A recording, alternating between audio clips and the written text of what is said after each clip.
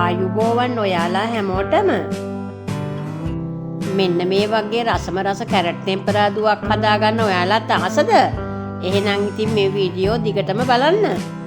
Carrot සම්බෝල විදිහටත් හිඳෙන්න කිරටත් හරිම රසට හදන්න පුළුවන් තමයි. ඒත් නිතරම අපි කැරට් ඒ විදිහට හදන නිසා සමහර විට පොඩි අය එහෙම ආස නැති වෙන්න පුළුවන් එකම විදිහට දිගටම කන්න. ඒ නිසා මේ විදිහටත් කැරට් ටෙම්පරාදුවක් හදාගන්න හැටි බලාගන්න. ඒක ඔයාලට හරිම ප්‍රයෝජනවත් වේවි. එහෙනම් දැන් අපි යමු මගේ චන්දි කුකින් හට් එකට මේ කැරට් ටෙම්පරාදුව හරියටම හදාගන්නේ කොහොමද කියලා බලන්න. channel එකට තාම subscribe වෙලා නැති අය subscribe button එක click කරලා bell සලකුණත් click කරන්න. all කියන කළු පාට bell එකත් click කළාම මගේ අලුත් වීඩියෝ ගැන notification බලා ගන්නවත් පුළුවන්.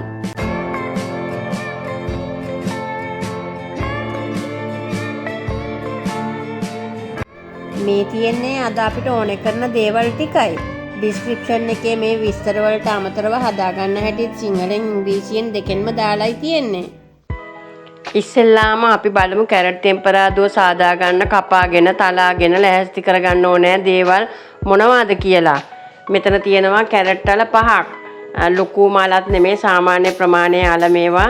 මෙතන ග්‍රෑම් 400ක් විතර තියෙනවා. මෙතන තියෙනවා අලගෙඩි දෙකක්. ලොකුම අලගෙඩි නෙමේ සාමාන්‍ය ප්‍රමාණයේ අලගෙඩි දෙකක්.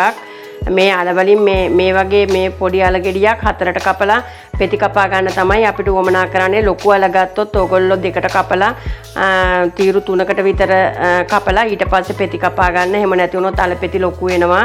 මෙතන රටලුණු ගෙඩි දෙකක් තියෙනවා. තක්කාලි ගෙඩි 3ක් තියෙනවා. අම්මිරිස් තියෙනවා. තලා ගන්න සුදු ලුණු බික් 4ක් තියෙනවා. දැන් මන් අවශ්‍ය දේවල් ලෑස්ති කරගෙනයි තියෙන්නේ. මෙතන තියෙනවා හීනියට තීරු ලෙස කපාගත්ත කැරට් වල 5ක කැරට්. මේ වගේ හීනියට කපා ගන්න තීරු විදිහට. අලගෙඩි දෙකත් මේ වගේ පෙති කපා ගන්න. මේ ගොඩාක් ලොකුවට කපන්න එපා. මේ සයිස් එකට විතර කපා ගන්න. ඒ වගේම මේ තක්කාලි ගෙඩි මම පොඩි තක්කාලි ගෙඩි 3ක් ගත්තේ පොඩි ඒවා. ඒකත් 4 කොටු හිටින විදිහට මේ වගේ කපා ගන්න. ඒ වගේම මේ රටලුණු ටිකත් මේ වගේ කපා ගන්න. මම මේ අමුවිරිස් ටිකක් ලොකුවට වගේ වෙන්න කපා ගත්තා. මම සුදු ලුණු ටිකත් තලා ගත්තා. මේ සුදු ලුණු ටික. මෙතන රම්පා කැබලි කීපයක් තියෙනවා. කරපිංච කින්ති දෙකකුත් මම අරගෙන තියෙනවා. ඊට අමතරව කැරට් ටෙම්පරාදුවට අපිට අවශ්‍ය කරනවා මේ කෑලි මිරිස් මේස හැඳි එකමාරක්, කහ තේ හැඳි කාලක්, ගම්මිරිස් කුඩු තේ හැඳි භාගයක්, අවශ්‍ය තරම් ලුණු. මේ කෑලි මිරිස් සැරනම් මේස හැඳි එකමාරක් නෙමෙයි මේස හැඳක් ගත්තත් ඇති. කැරට් අපි ගොඩාක් වෙලාවට උයලා කනවා. එහෙම නැත්නම් සම්බෝල හදලා කනවා. ඉතින් අපි වෙනසකටත් එක්ක මම අද ටෙම්පරාදුවක් කරන්නයි යන්නේ. ඒ හින්දා අපිට පොල් තෙල් ස්වල්පයක් අවශ්‍ය වෙනවා. එහෙමනම් දැන් අපි මේ රසම රස කැරට් ටෙම්පරාදුව හදාගන්නේ කොහොමද කියලා බලමු. ඉස්සර වෙලාම මේ ලිප ඔන් කරලා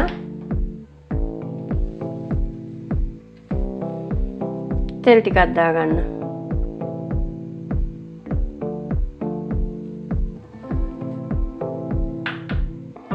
ඕගොල්ලෝ ගන්නකොට හොඳ පිරිසිදු පොල් තෙල් ගන්න. අපි බලමු දැන් තෙල් ටික රත් වෙලාද කියලා. උන් තෙල් ටික රත් වෙලා තියෙන්නේ. ඉස්සර වෙලාම මේ සුදු ලුණු ටික දාගන්න.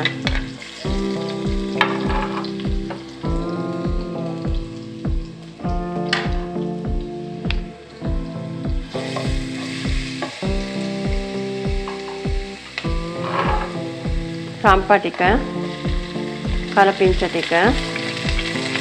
රම්පා දැම්මහම තෙල් විසි වෙනවා. ඒ හින්දා පරිස්සමෙන් ඔයගොල්ලෝ මේ ටිකක් ඈත් වෙලා බැද ගන්න.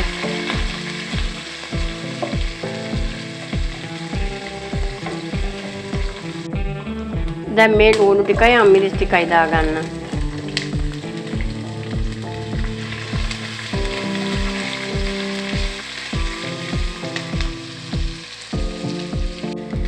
අපි මේ ලුණු ටික ලා රන්නොන් පැහැ වෙනකම් බැදගමු. තව මදි. ඕගොල්ලෝ මේ බදිනකොට සාමාන්‍ය ගින්දරේ බැද ගන්න.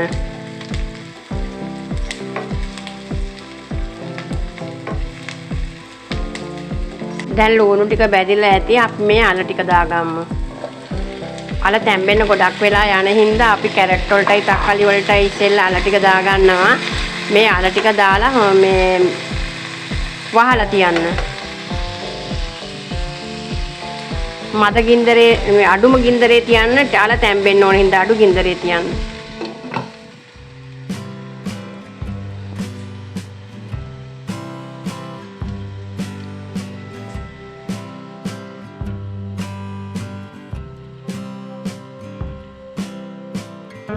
මම මේ විනාඩියකින් විතර හැඳි ගෑවා. එහෙම නැති වුණොත් අඩිය අල්ලන්න පුළුවන් හින්දා වහලා තියන්න.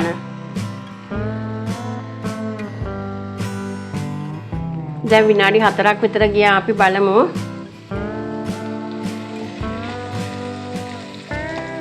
කැරට් ටික බාගෙට මේ අල ටික බාගෙට තැම්බිලා තියෙන්නේ. කැරටුත් තැම්බෙන්න ඕන හින්දා අපි දැන් කැරට් ටික එකතු කරගමු.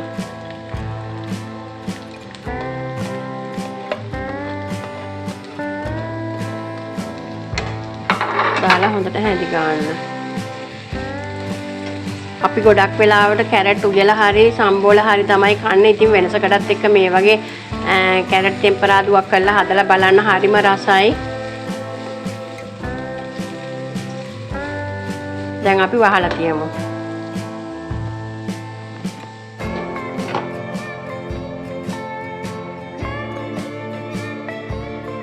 මේ වෙලාවෙත් අපි ලිප අඩුම ගින්දරේ තමයි තියලා තියෙන්නේ. මොකද කැරට් ටිකයි අල ටිකයි තැම්බෙන්න ඕනි හින්දා ටිකක් වෙලා යනවා. හැමින් සැරේ අපි මේක ටෙම්පරාදු කරගමු. දැන් විනාඩි 3ක් විතර ගියා. අපි දැන් මේකට ලුණු ටිකක් එකතු කරගමු. ගොඩාක් ලුණු දාගන්න එපා. ටිකක් වෙන්න දාගන්න. මදි වුණොත් ආයි තව ටිකක් දාගන්න පුළුවන්. හොඳට කලවම් කරන්න. කලවම් කරලා ආයි වහලා තියන්න.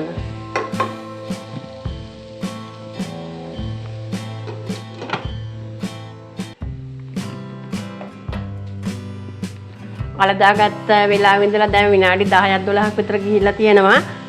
අපි බලමු. දැන් ටිකක් තැම්බිලා තියෙන්නේ. මේ බලමු ලුණු කොහොමද කියලා.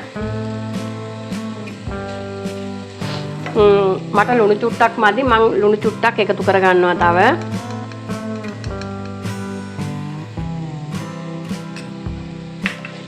ඊට පස්සේ මේකට කෑලි මිරිස් ටික එකතු කරගන්න.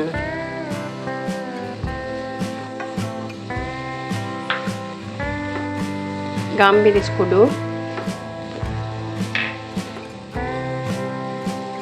කහ කුඩු ටික. දැන් ගින්දර චූට්ටක් වැඩි කරගන්න.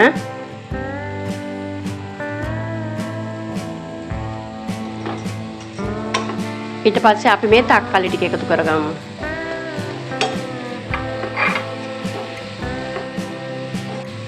ඔයගොල්ලෝ කෑලි මිරිස් දානකොට සමහර කෑලි මිරිස් තියෙනවා හරි සැරයි. ඒවා මේ සැහැන්දක් විතර දාගත්තාම ඇති. ඊළඟට තව දෙයක් තමයි ඔයගොල්ලෝ මේ තක්කාලි ටික එකතු කරද්දිත් අන්තිමටම එකතු කරගන්න. එකතු කරලා මේ වගේ චුට්ටක් වහලා තියන්න.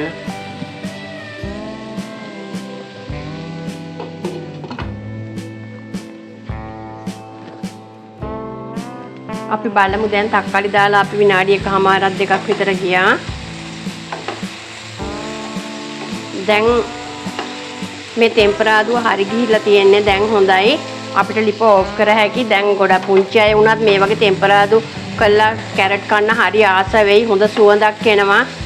මම දැන් ලුණු බලනකොට කෑවහම හරි රසයක් තියෙනවා. ඕගොල්ලොත් මේ විදිහට හදලා බලන්න. දැන් අපි ලිප ඕෆ් කරමු.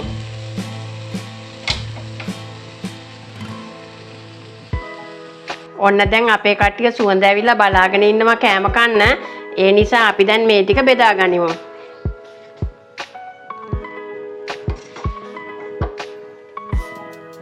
ඇත්තටම ඔයාලා හදලා බලන්න. ඉතාලම රසවත් මේ ටෙම්පරාදුවක් මේක. ඕගොල්ලෝ හදලා බැලුවොත් හැමදාමත් හදයි. පුංචි අයත් ගොඩාක් කැමති වෙයි මේ වගේ කැරට් ටෙම්පරාදු කරලා කන්න.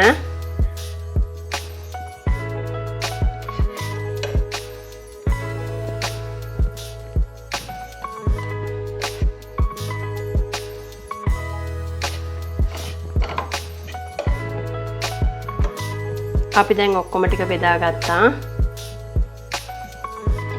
බලන්න ලස්සන ආස හිතෙනව නේද? ඉතින් මේ වගේ රසවත් කෑම හදන හැටි හරියටම දැනගන්න මගේ චන්දි කුකින් හට් එකත් එක්ක දිගටම රැඳී ඉන්න හොඳේ. වීඩියෝට ඔයාලා කැමති නම් ලයික් එකක් දාලා යාළුවන්ටත් ෂෙයා කරන්න. පුංචි හරි කමෙන්ට් එකක් දාන්නත් අමතක කරන්න එපා. මං චන්දි ආයෙත් හමු වෙනකන් ඔයාලට සුබ දවසක්.